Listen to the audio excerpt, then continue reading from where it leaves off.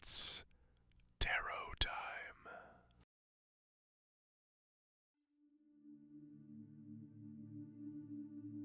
The wind of the Irish Sea smelled of iron and rain, a promise of storms to come. Sir Eamon of Clonley stood before his lord that morning, torn between duty to his sword and duty to his soil. Around him, banners flapped and hooves stamped in the mud as knights pledged their lives to a holy war far across the world. "Aemon!" said Sir Ronan, his childhood friend turned crusader. "Will you not ride with us? Christendom calls! And you, of all men, hide behind your fields." Aemon's jaw tightened. I swore to protect this land. My people have little enough to eat. Who will guard them when you ride off chasing glory? Ronan laughed, sharp as the sword drawn too fast. "You've grown soft, my friend. You'd rather play farmer than knight." He rode away before Aemon could answer. The villagers watched from behind their thatched cottages, whispering, A coward. A shame to his house. That night, Aemon stood in his empty stable, running a hand along his horse's mane. You were born for battle, but not today.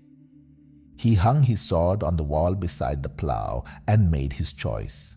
Spring bled into summer, and Aemon's calloused hands became his new armor. He patched roofs, mended fences, and taught the peasants how to rotate their crops so the soil could breathe again. He spent long days knee-deep in the fields and longer nights in quiet study beside Lady Bridget, the healer who kept the village alive through harsh winters. "They curse you less these days," she said once, pouring him a cup of ale. They still think me a coward. "They think you patient. That frightens them more.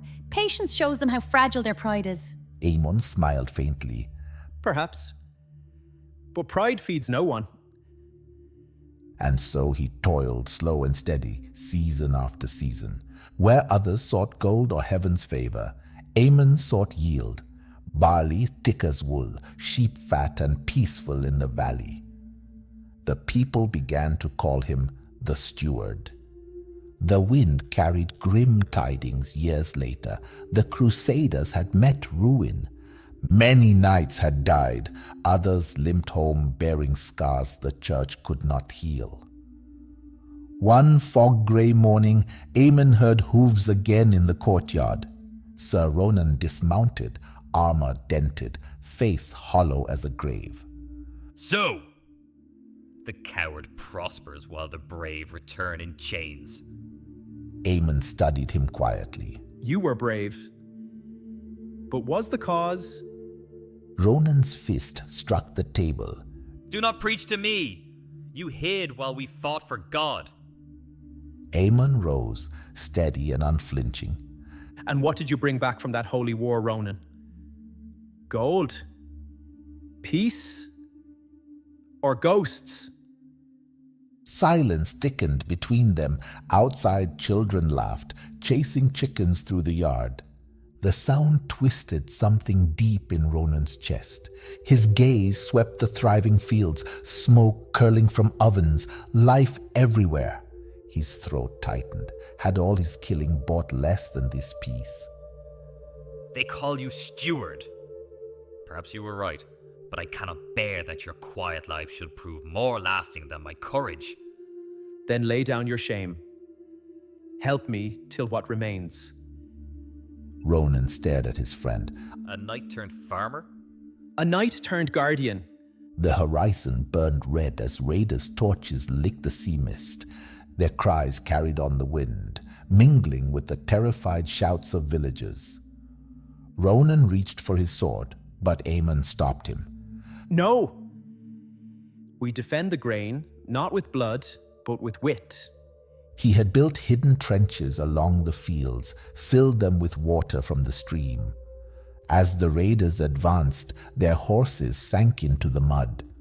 The villagers used torches not to burn, but to blind the enemy's path. By dawn, the invaders fled, leaving the village untouched. When the sun broke through the clouds, Aemon stood among his people. Their faces were tired, frightened, and shining with relief. Lady Bridget touched his arm. You fought a greater war tonight, Steward. He looked down at his hands, calloused, cracked but steady. I only protected what was already growing.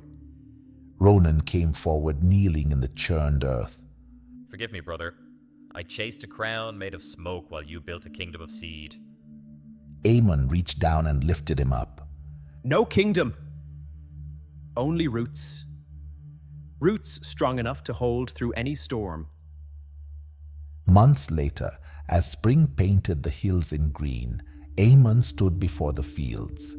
His armor hung rusted on the wall, untouched for years. He smiled, not from pride, but from peace. There are many kinds of battle, and not all are fought with steel. Some wars are waged in silence, in the patient turning of soil, in the steady beating of a humble heart. Sir Aemon of Clonley never rode east to chase heaven. He built it here, row by row, seed by seed. While others sought to conquer, he learned to sustain. That is the way of the Knight of Pentacles, steadfast, grounded, unhurried. He knows that progress whispered by time endures longer than victory shouted in haste. And though the bards never sang his name, every harvest carried his song. One evening, Lady Bridget found him watching the sunset from the granary steps. The horizon was gold as ripe wheat. You've won your crusade after all. No, I've merely learned that the earth rewards the faithful. Faithful to God. To life. To the work itself. So tell me, traveler, when history sings of conquerors and kings, who will whisper of the stewards who kept the world alive? Who will speak of the hands that built, the hearts that waited, the patience that fed the world? Is the slow path any less noble than the glorious one?